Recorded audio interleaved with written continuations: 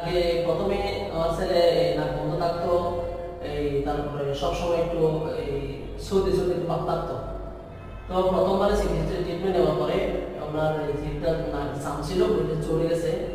এরপরে দ্বিতীয়বার আসার পরে আলহামদুলিল্লাহ এখন কোনো সমস্যা দেখা যাচ্ছে না।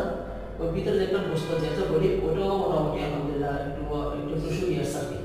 আসসালামু আলাইকুম ওয়া রাহমাতুল্লাহ। ওয়ালাইকুম আসসালাম। হুজুর, আপনি কোথা থেকে আসছেন? আমি মহেশখালী থেকে। তা আপনি আমাদের সাদা মেডিকেলের খবরটা কিভাবে পেলেন? আমি খবর পাইছি যে অনলাইনে ফেসবুক আমি পাইছি, ওখানে নাম্বার আছে, ওই নাম্বার আমি ফোন দিয়েছিলাম, তখন ওই ফোনের মাধ্যমে এই ঠিকানা দিয়েছি আর কি। আচ্ছা, তো আপনি তো আপনার ছেলের পরিবারের ট্রিটমেন্ট আমাদের থেকে নিলেন, এই পর্যন্ত কয়বার আসছেন? আমি এর আগে দুবার আসছি, এবার সব 3বার। আচ্ছা, এখন কতটুকু ভালো লাগতেছে?